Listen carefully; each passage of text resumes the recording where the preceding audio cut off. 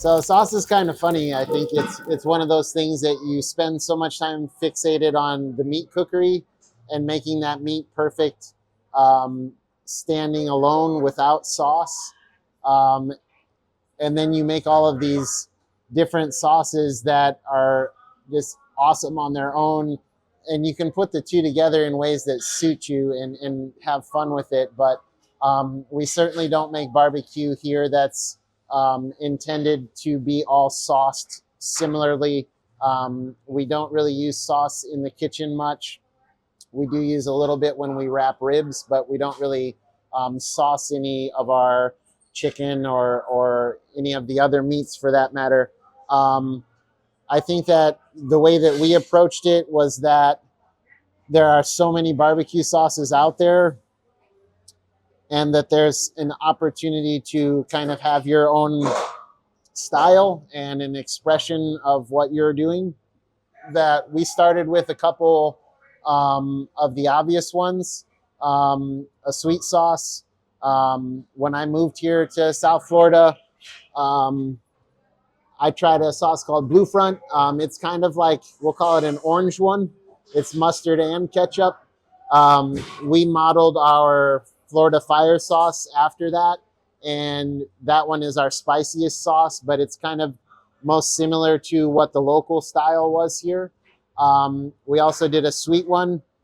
I think locally, Flanagan's probably has the most distinct sweet sauce because they use a little clove in it. And it's just that one singular spice that they use that gives it a very distinct and obvious flavor. Like when you taste it, you're like, oh, that's clove. Sweet spices in the Caribbean are really heavily employed. Allspice is one of them that we use a lot. We love allspice. But, those sauces are the ones that people reach for the most.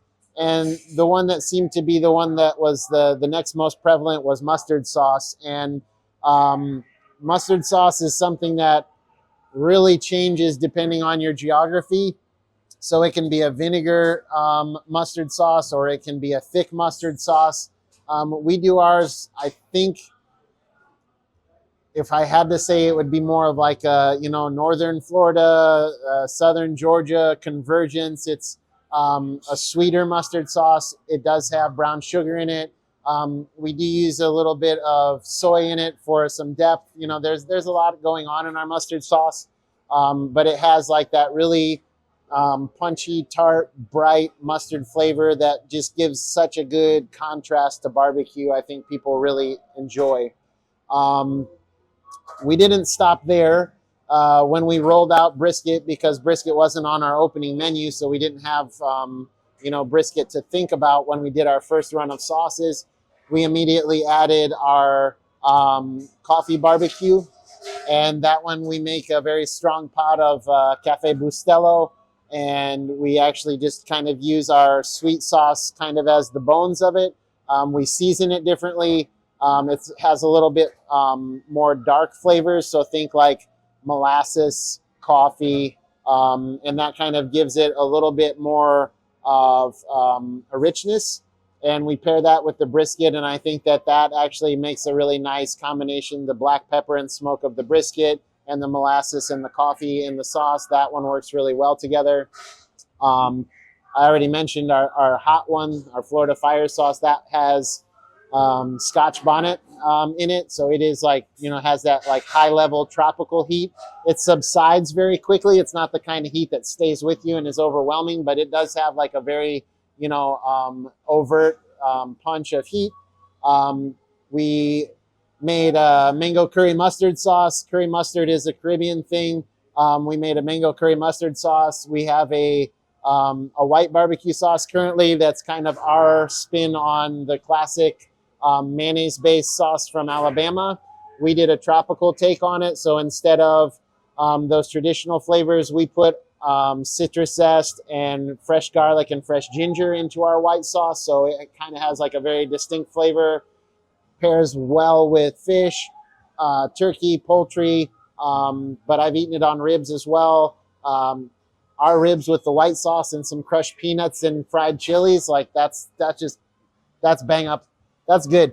I made that for Food and Wine. We had friends in town, and we were at Juicy late night, and we had ribs that were from the barbecue market that afternoon that we hadn't sold, and I took them and put them on a cast iron skillet just to sear the rack of ribs, and then I put white sauce and crushed peanuts and chilies on it, and I called it refried rib with peanut, which is not really an appropriate name because it's a little misleading. But anyways, like that sauce is one of my favorites, and I think the most unique.